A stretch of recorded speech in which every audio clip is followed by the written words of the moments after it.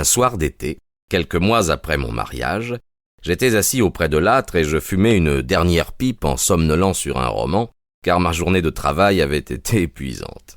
Ma femme était montée dans notre chambre et le bruit qu'on avait fait en fermant la porte quelque temps auparavant avait notifié que les domestiques, eux aussi, s'étaient retirés.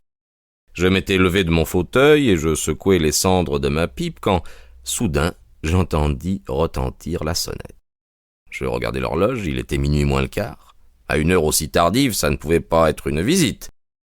Un malade, évidemment, et peut-être une séance de toute la nuit. Avec une grimace, j'allai dans le vestibule et j'ouvris la porte.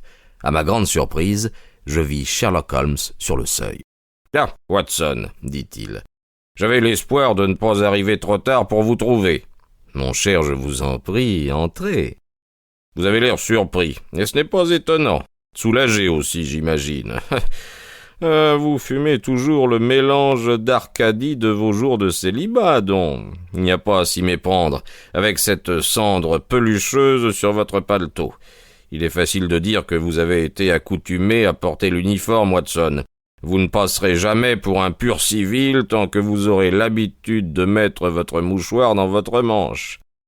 Bien, pouvez-vous me donner asile ce soir? Avec plaisir. Vous m'avez dit que vous aviez une chambre pour une personne seule et je vois que vous n'avez aucun visiteur pour le moment. Votre porte-chapeau le proclame. Je serai enchanté si vous voulez rester. Merci.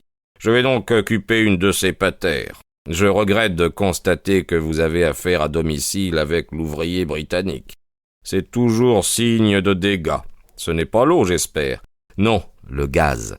Ah, il a laissé 2 marques de clous de souliers sur votre linoléum, là où tombe la lumière. Non, merci. J'ai pris un léger souper à Waterloo, mais c'est avec plaisir que je fumerai une pipe avec vous. Je lui tendis ma blague, et il s'assit en face de moi et pendant quelque temps fuma en silence.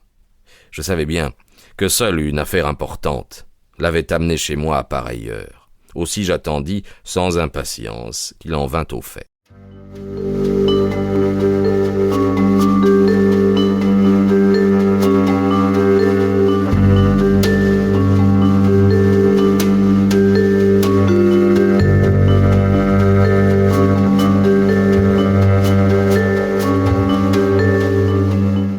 Je vois que votre profession vous occupe pas mal en ce moment, dit-il en me regardant avec attention.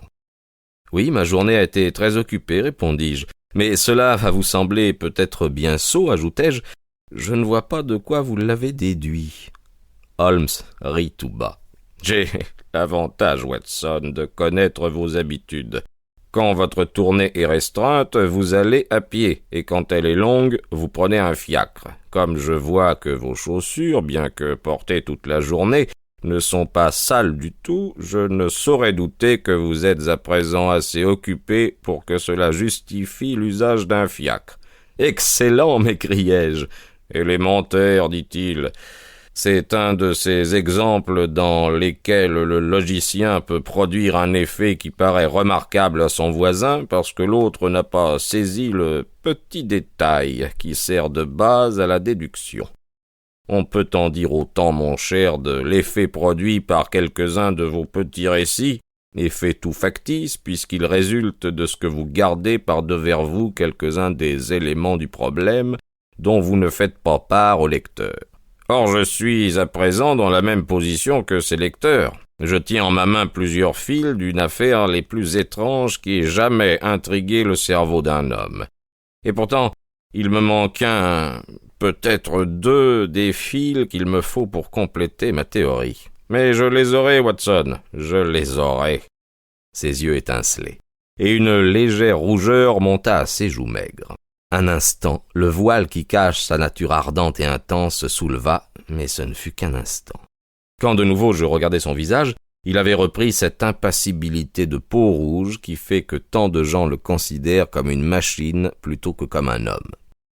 Ce problème offre des caractères intéressants. Je dirais même des caractères exceptionnellement intéressants. J'y ai déjà jeté un coup d'œil et je suis arrivé, je pense, en vue de ma solution. Si vous pouviez m'accompagner dans ma dernière démarche, vous pourriez me rendre un très grand service. Nous espérons que vous avez apprécié cet aperçu. Pour continuer à écouter ce livre audio sur Google Play Livres, utilisez le lien dans la description de la vidéo.